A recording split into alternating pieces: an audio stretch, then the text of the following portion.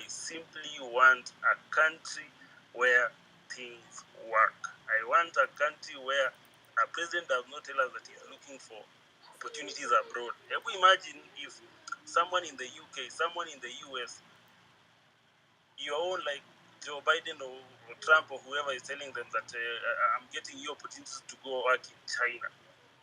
People, we have resources. We have one of the best countries in the world. We have everything. We have beaches. We can even make our own Dubai in Garissa or northern part of the country.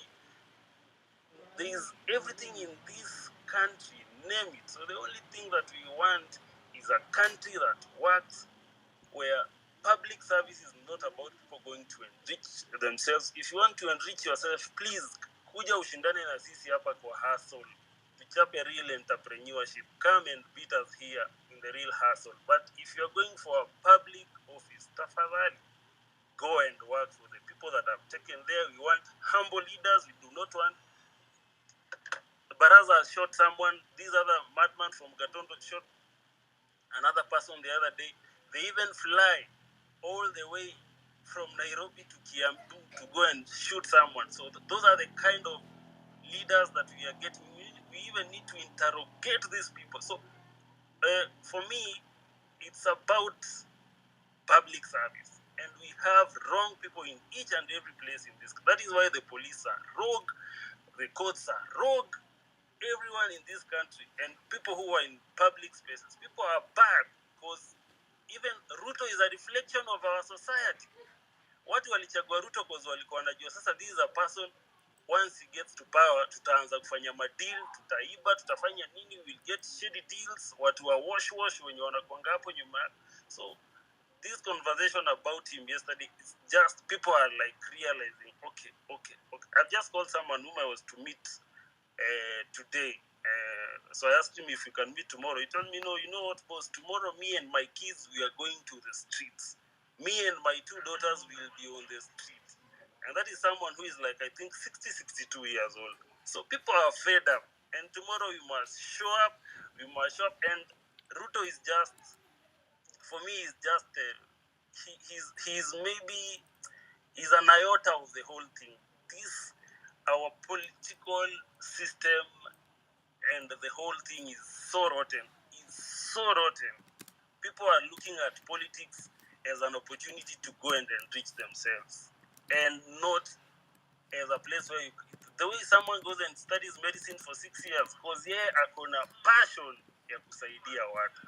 That is what politics should.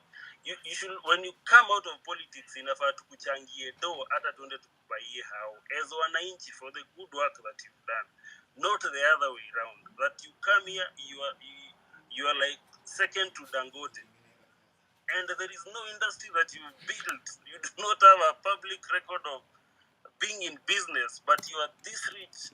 That is why they are able to go to fundraisers and throw 20 million here, 20 million there, because si uchungu hawajatafuta. They just pick.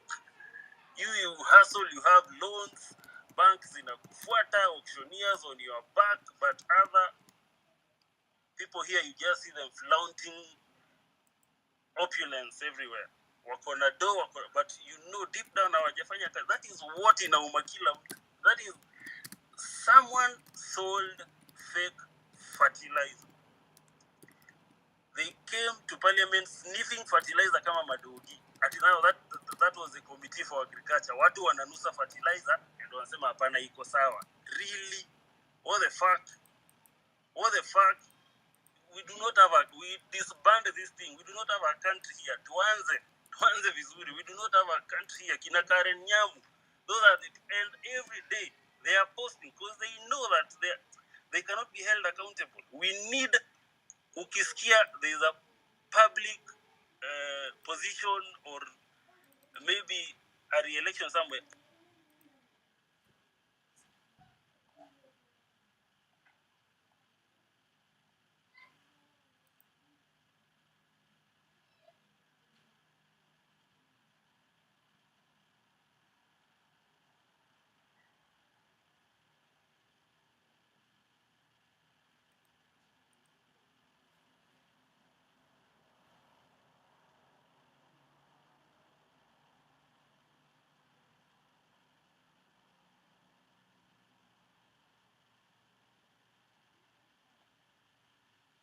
change your name.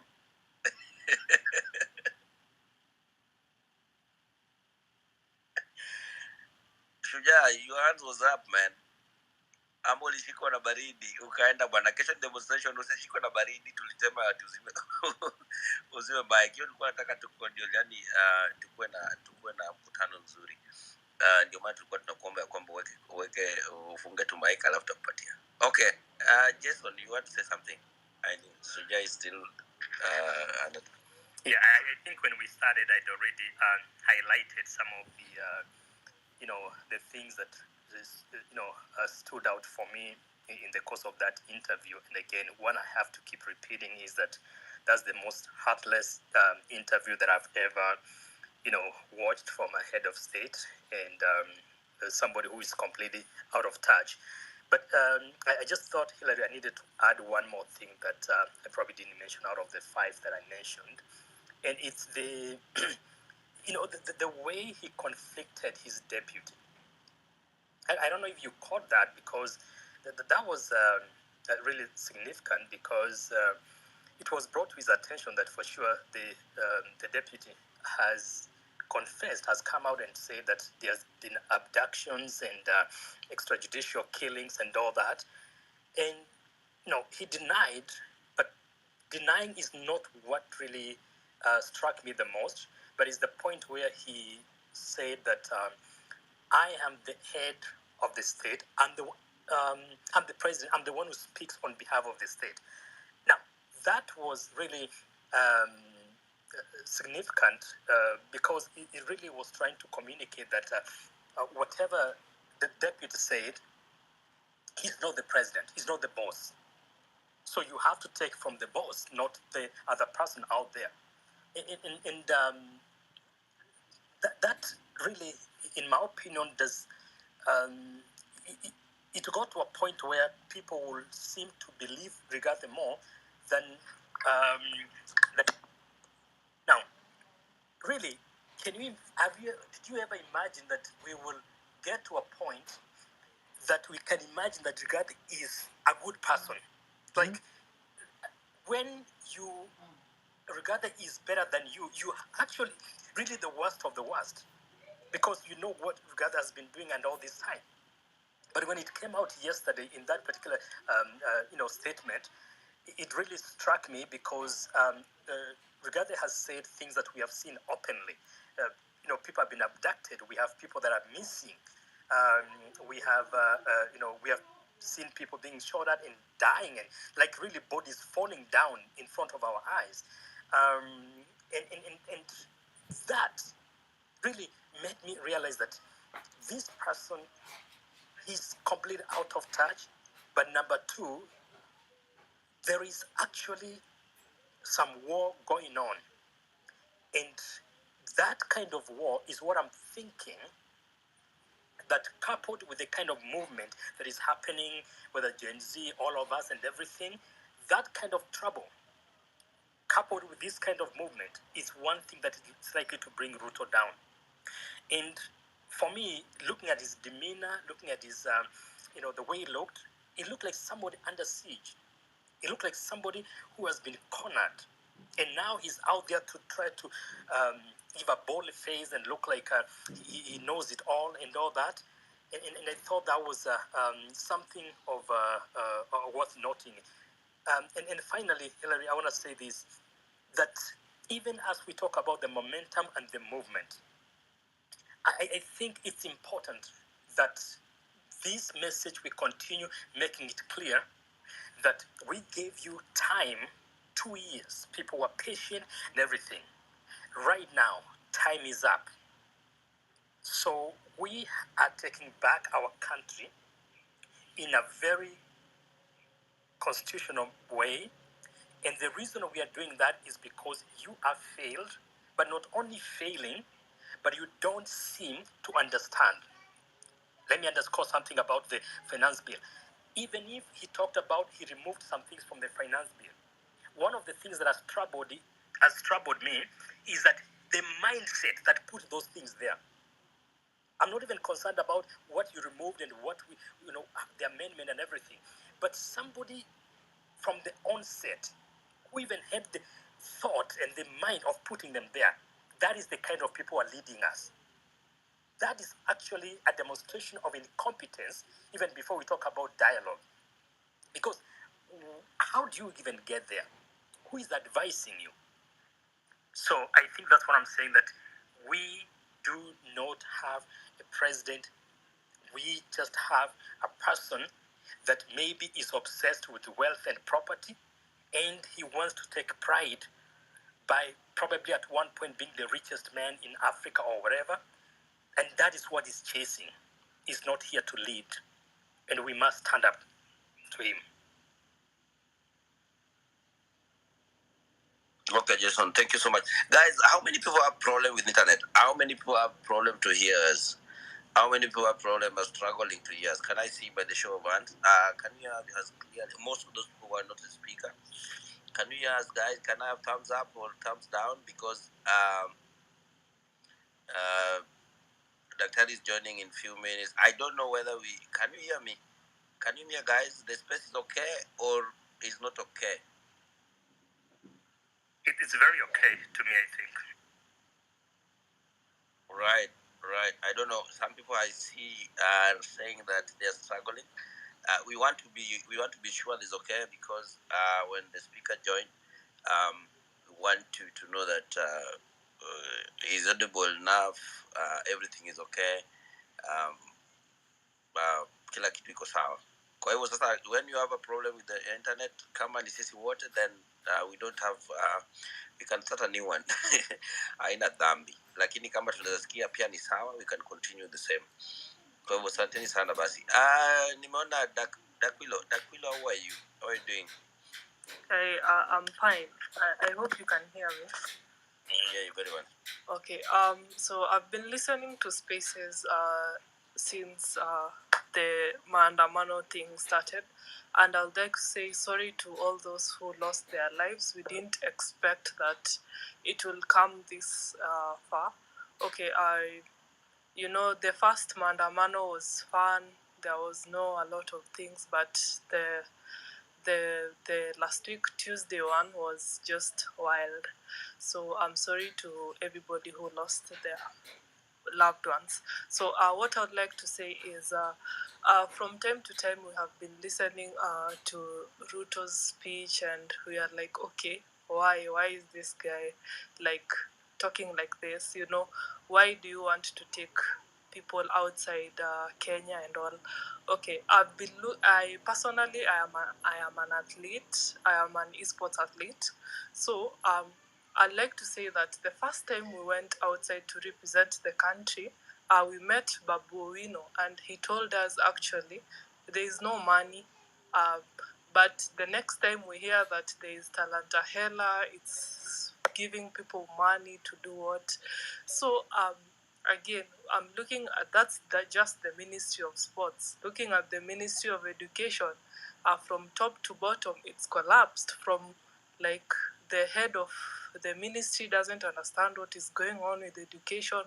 The CBC is just another thing. I'm a teacher, by the way, and for CBC today, this topic is this one, tomorrow it's different. So every day it's like you're changing the syllabus. The syllabus is different every term.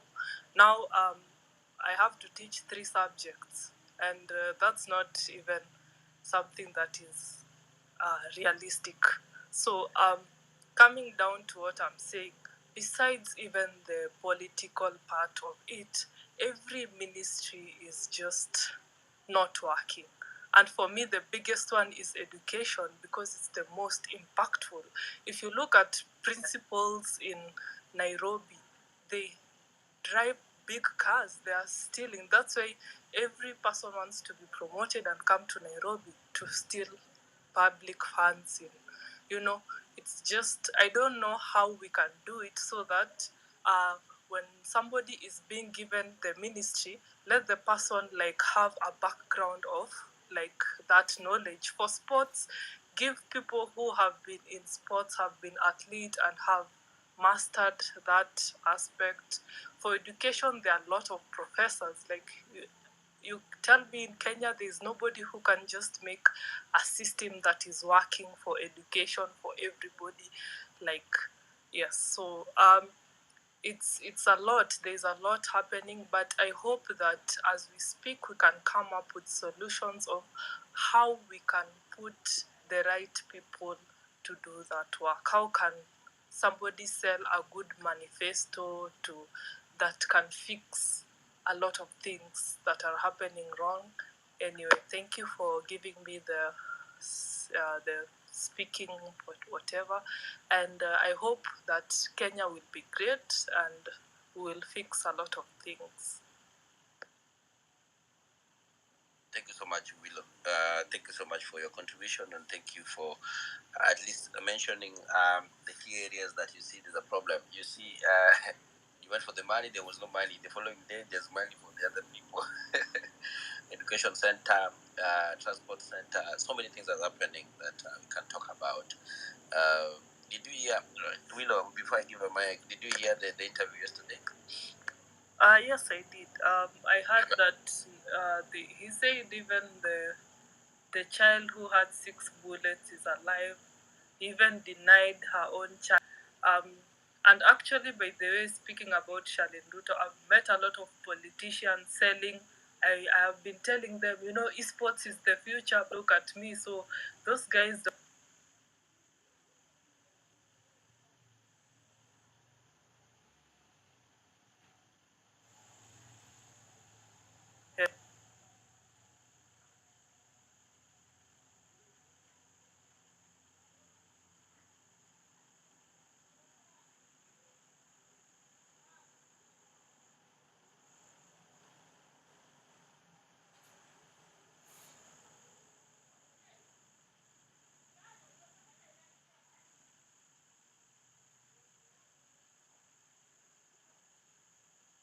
Jefta, go ahead.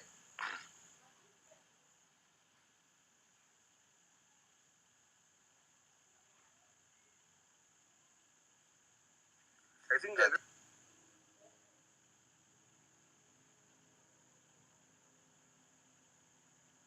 listen and what I don't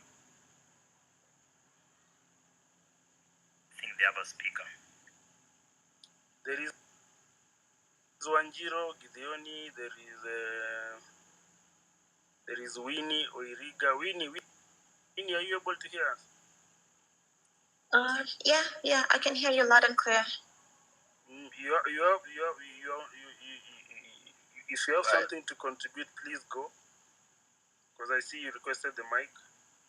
Oh, yeah, I did. So I'll just touch on the interview that was hosted yesterday. So what I heard yesterday was a misplaced focus of priorities. Basically, more of a don't care perspective on issues that matter and closely sit with the people. One thing that I was asking myself is that it does not and it should not take a second thought to understand that it hurts when there is loss of